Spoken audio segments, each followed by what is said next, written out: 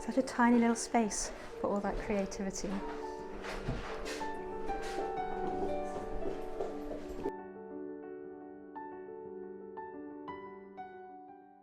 Hello everybody, welcome back to my channel Blue Lady Couture and welcome to another adventure vlog. Today I'm at a very special location where I have wanted to visit for a long time. I am at Jane Austen's house at Chawton in Hampshire. If you're a Jane Austen fan, this is the ultimate destination to come to, kind of a bit of a pilgrimage destination if you will. Yeah, so this is where Jane Austen lived for the last 8 years of her life.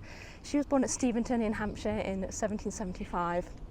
And she was the daughter of a reverend, a man of the clergy, a vicar, and she spent the first formative years of her life at the vicarage at Steventon. In 1801 she moved to Bath and spent a few years living there, and if you've watched my channel before you'll know that I have been to Bath on several occasions and I have filmed events there for the Jane Austen Festival, so you can go and check out those videos if you want.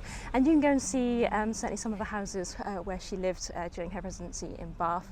Then in 1805, sadly her father passes away, which leaves her sister and her mother and in very reduced circumstances. And essentially they move around for a bit and they go to smaller lodgings in Bath. For a time they also go to Southampton where Jane Austen's brother lived with his wife. But then eventually in 1809 she moves here to the last house that she will really properly call home for the remainder of her life. This house was provided for her mother, her sister and a friend by her brother, who was in the very fortunate position of being adopted as heir by a very wealthy family in the local area who lived at Chawton House, or lived I should say, who lived at Chawton House just down the road. So this house here in the village forms part of their estate. And yeah, it was here that finally she found the time, the space to write and perfect her 6 famous novels that we all know and love today. Chawton, the village here, is located in Hampshire, which is right down in the south of England. And to be honest, it's an area of the country that Mr. BLC and I don't get down to very often. It's quite a long drive as we live further up in the north of England. However, if you are touring the country, if you're visiting London, the south of the country, if you're heading across to Bath, we're not too far from the New Forest, Southampton and areas like that. This is definitely a place where you should come to if you're a Jane Austen fan, to stop off and see the beautiful place where she lived. And just stepping out of the car into the village here, you can just see why she was inspired, especially after living in Bath, which, as beautiful as Bath is, and I do highly recommend visiting Bath if you do get a chance, it is absolutely stunning and a World Heritage Site. It is still a city, it is still big, it's busy, it's bustling, and obviously in Jane Austen's time, in the Regency era, or I should say pre-Regency era technically, when she was living in Bath. But yeah, it was a social hubbub. You went there to go to parties, to go to the theatre, to go to the balls and the assembly rooms. It was a whirling social calendar, shopping, attending the pump rooms, and then you contrast that to here, and I mean, you can't get a more quintessentially English village, I don't think, than Chawton. This is absolutely beautiful. Thatched cottages and little stone brick-built buildings, and obviously today there's cars going through the village, which sort of bring the noise levels off a bit. But when there are no cars, all you can hear is the wind in the trees and the bird song, and for that brief second you can imagine what Regency England must have been like here in the Hampshire countryside.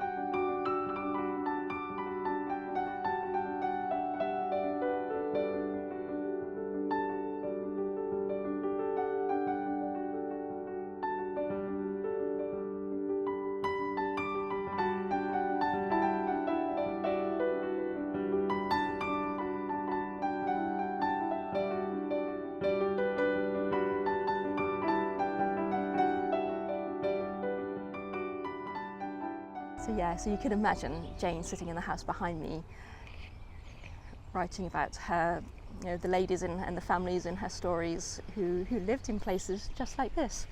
It's yeah, you can definitely see why she was inspired to perfect and complete her earlier novels that she worked on in the late 1790s, and then of course she wrote her later novels as well.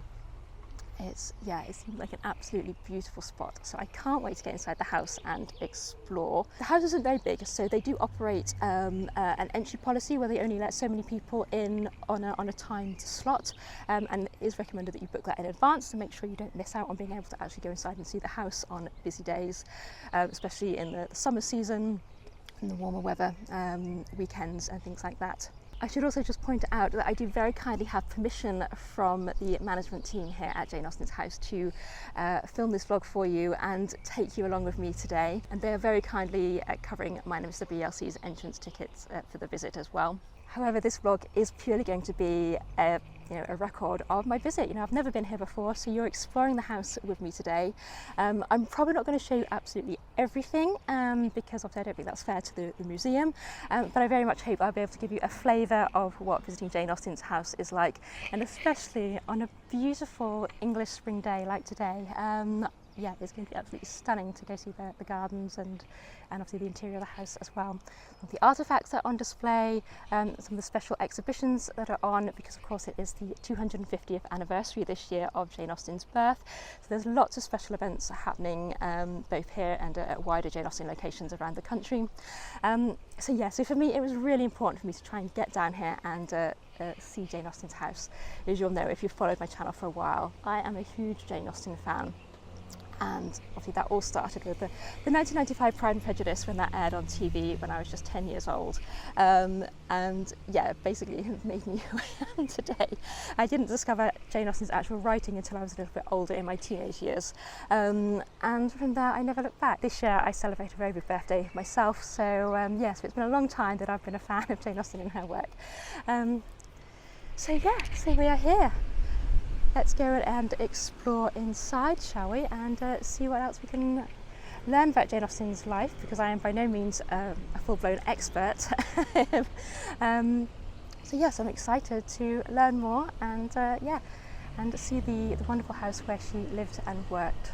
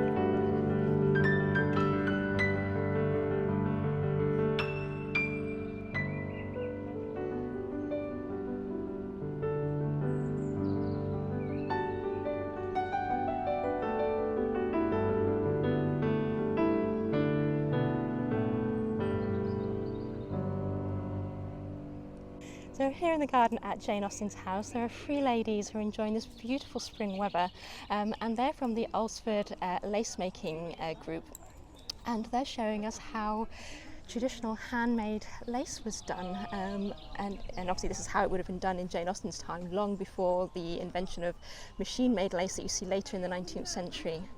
And they're very kindly just showing me how they do a little bit of it for you.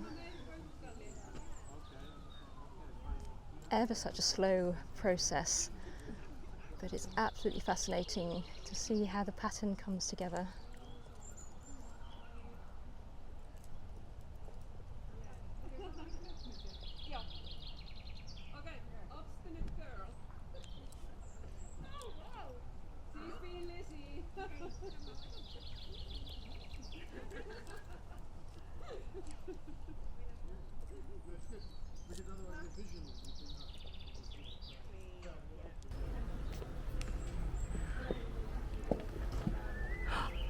There's nobody in the dress-up room. Quick, I can come in and try on some bonnets surreptitiously.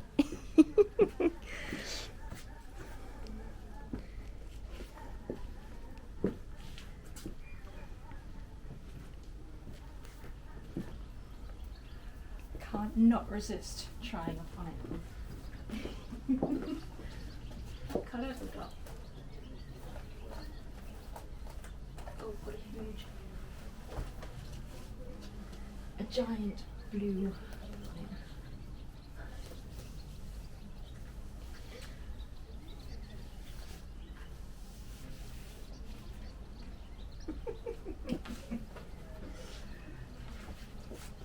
Love makeup bonnet. What do you think?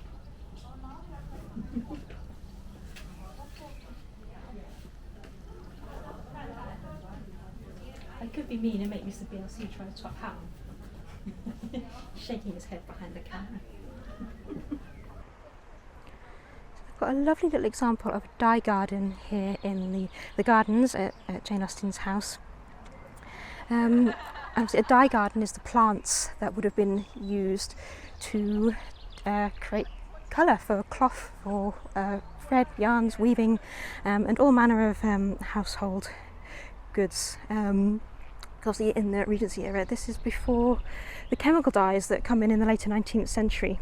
And you know, it's the kind of thing that you could do domestically. You could use parts from a plant and you could boil up a dye pot in the kitchen on a big pan on the stove, and you could dye quite a broad range of colours just from native English plants here, as well as imported plants as well. And obviously you could buy imported dye stuffs which were a lot more expensive, but yes, native English plants such as madder, I think there's goldenrod, woad is one of the famous ones as well. To get blue, madder you get is used to get red, and it was another way of prolonging the life of your garments.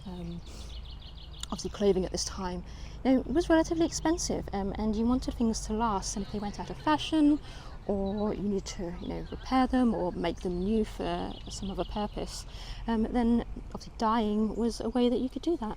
And Jane Austen certainly talks about dyeing and reworking her clothes in her letters.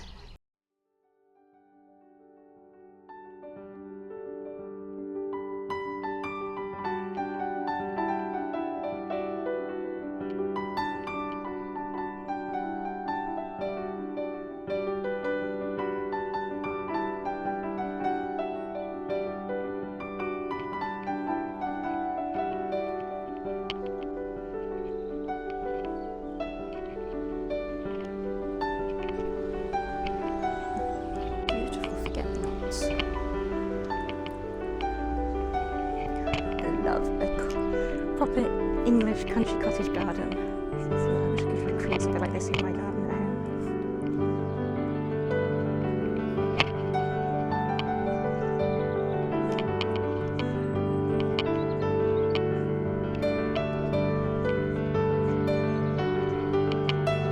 Beautiful English rose all around the walls here. It's a bit early to be blooming here in May at the moment. It's just coming to bud. I mean, that's going to be stunning.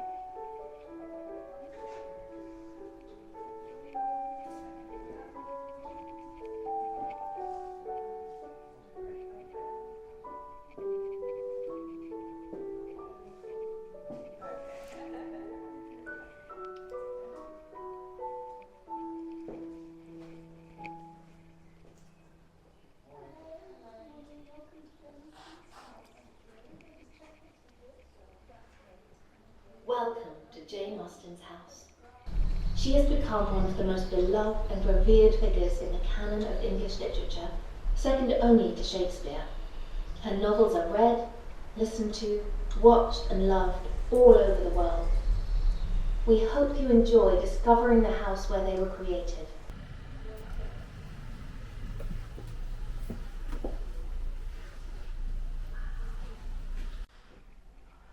So this is the drawing room, first when you go in Jane's house. Oh, it's so pretty.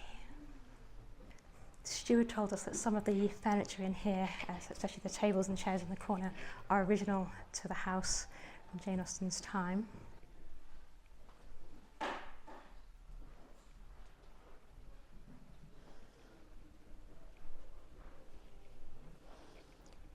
So the chairs actually belonged to the family when they lived at Steventon, so when Jane was a child. So obviously they brought them with them for all their house moves. And obviously they still remain here in the house where Jane and her family ended up. Also, the wallpaper is a reproduction of the original, and if you follow me over here, they've got examples of the original paper that they found when they were reworking the house. So obviously they were able to recreate the pattern and reproduce it, which is absolutely amazing.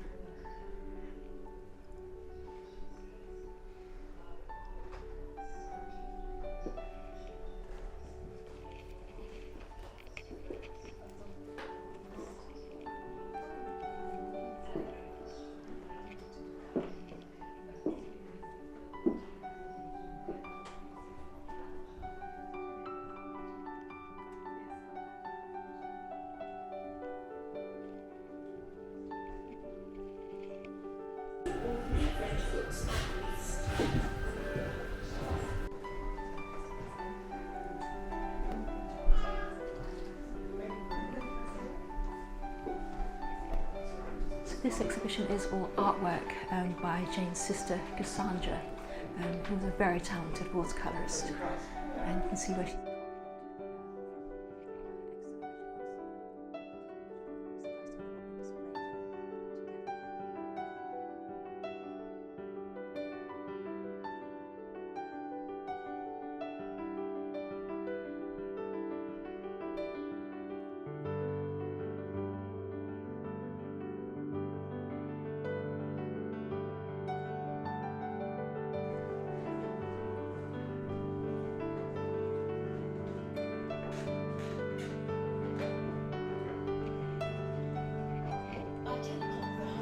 dining parlour, and here in the corner is the little table where Jane Austen is said to have written her novels. Such a tiny little space for all that creativity.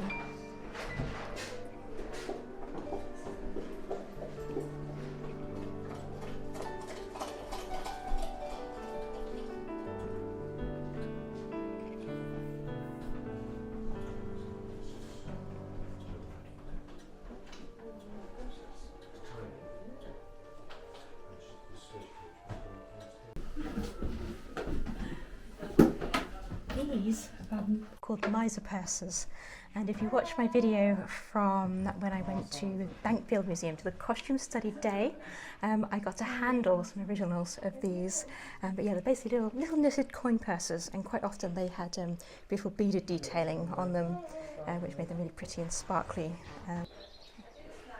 Also, shelves in the closet. Happy thought indeed. I apologise, the lighting levels in this room are obviously quite low, but that's because it have this beautiful quilt on display in here.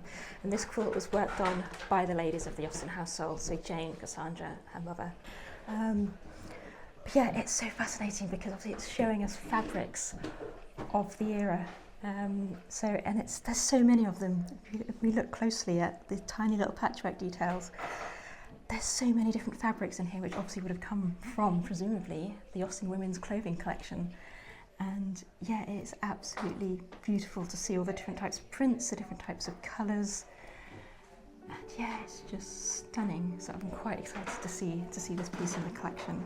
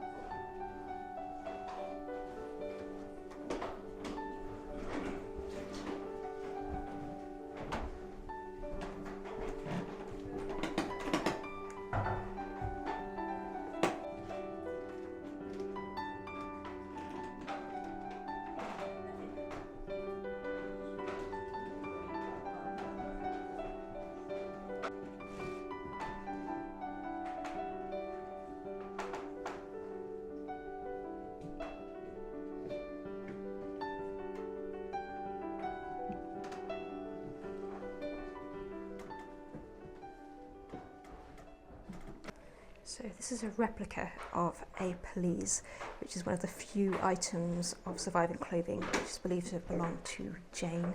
The original, I believe, is held in the collection of the County Museum, and this replica, which obviously, because it's not behind glass or anything, but yeah, this is a very good replica that was made by Hilary Davison, who also wrote a very good book on the costumes of Jane Austen, both written about in her letters and the general history of Regency fashion as well. And I got to see her in a talk she did at the Jane Austen Festival a couple of years ago. Yes, this replica was made by her.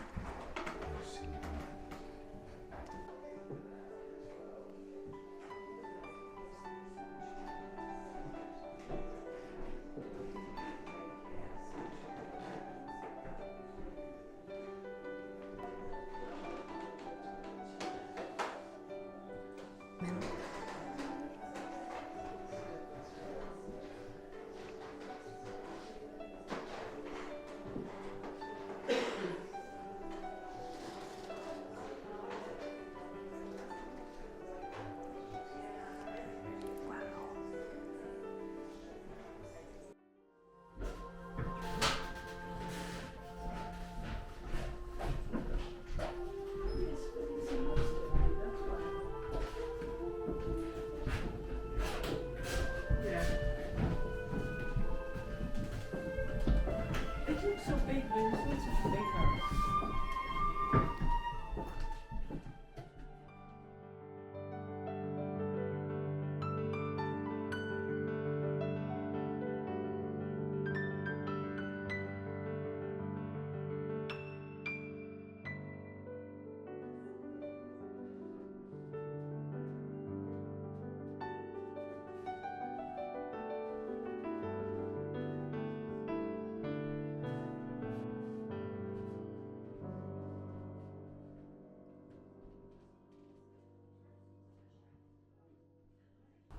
So we've just come out of our little tour around Jane Austen's house. It takes about an hour to go around, maybe a bit longer if you want to read obviously every single board or information plaque on the items that are being exhibited. But it was just so lovely. It's such a pretty little house. You know, it's like almost perfectly quintessential Georgian genteel cottage. Beautiful examples of the original wallpaper and the original furniture, and yeah, wandering in and out through all the little rooms, and obviously knowing that's where Jane Austen walked and she lived and where she wrote, and yeah, it's such a beautiful, peaceful spot here. It's hard to describe, and I know we've been blessed with some beautiful, very warm English spring weather today. But which just adds to the that quintessential English country cottage charm. But it's somehow that it comes through in Jane Austen's writing, and when you watch the adaptations of her novels on the screen, there is something about this place that you can see why she was inspired to write and to finish her novels, and that she started earlier in her life, and then obviously write additional ones. Of course, it is such a shame that she did die so young, because, as we know, she was partway through writing another novel. Who knows how many novels we would have got in her legacy if she'd been able to continue writing for longer.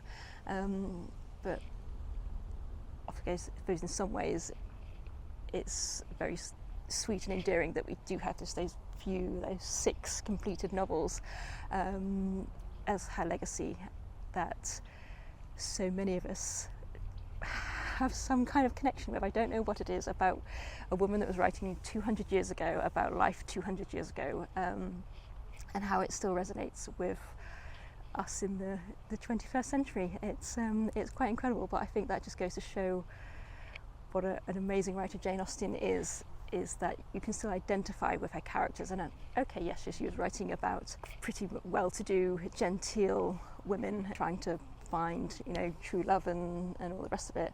That that classic fairy story that many of us were brought up on. But there's much more depth to her stories and her characters, and certainly when I read them older, as I am now, compared to when I read them when I was younger, yes, I did connect with them as kind of the love and the romance stories that they were. But I read them now with a much more mature perspective, and yeah, the little, the subtle nuances and characterizations of the people in her stories that just, yeah, there's a humanity as well as the humour that she writes into her characters that I think we identify with people in our own everyday lives, even today, and yeah, it's a wonderful legacy, and I'm so glad that I've made it here to see her house. Where she made all that happen, and yeah, it's been really, really lovely. If you want to find out more about the museum here, I shall leave a link for that in the description down below. It is worth noting that even if you're not in the UK or planning to visit the UK anytime soon, the museum has a really extensive range of online things that they do, from virtual tours around the house to online lectures with visiting historians and specialists. Just a couple of days ago I joined a lecture held by UK costume historian Amber Bouchard, who's known for she's done TV shows looking into the history of costume and things like that. Yeah, she did a talk online virtually for the museum here, and I jumped on that a couple of nights ago just for an hour or so, and that was really interesting to learn more about the history of Regency costumes and fabrics. So you absolutely 100% do not need to necessarily visit the museum in person. You can support them from much further afield. But if you are ever in the south of England on holiday or passing through to elsewhere on a UK tour, I highly recommend stopping by. It's an absolutely beautiful location, and if you are a fan of Jane Austen and the Regency era, then it really simply is a must-do. Obviously you've also got where she was born at Steventon, is not too far up the road as well, and where she's buried at Winchester in the cathedral there, again, that's not very far away either. And if you want to extend your tour of Jane Austen related locations, you've got Bath, again not too far away, and obviously there are many locations in the UK that were used for the filming of her adaptations, and if you want to, you can go check out some of those on my channel, because I do have some more of those. Obviously I've been to Bath and filmed some of the locations around there that have been used for filming, but I've also been up to Pemberley in Derbyshire, so you can go check out that vlog as well. If you've liked this video, please do give it a thumbs up by clicking the little thumbs up icon down below, and if you could leave a comment, that really helps my channel out and encourages YouTube to push it out to more people. You can also subscribe to my channel to be notified when my next video goes out, or if you want to go one stage further, you can subscribe via my website, which will get you signed up to my newsletter and will also give you discounts in my online stores on blueladycouture.co.uk and on my Etsy store. In the meantime, thank you so much for watching, and I will hopefully see you in my next video. Bye!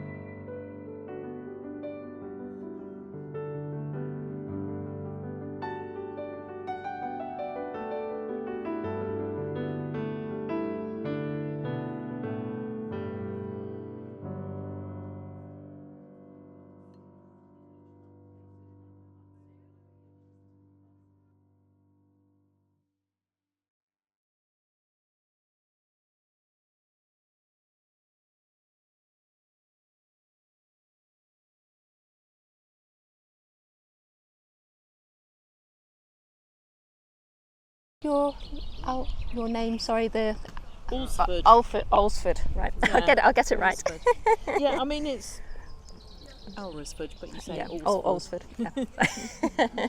The wonderful English language. I'm sure there's many people that will correct you. Yeah, yeah. That's the spelling, to get the spelling right. Yeah. So here in the garden at the Jane Austen Centre, there's 3 ladies from the Alsford Lace Making Guild. Society? Group. I'll start again. So here in the garden at the Jane Austen Centre. No, we're not at the Jane Austen Centre either, are we? Oh my House. goodness! Wow, we're doing well.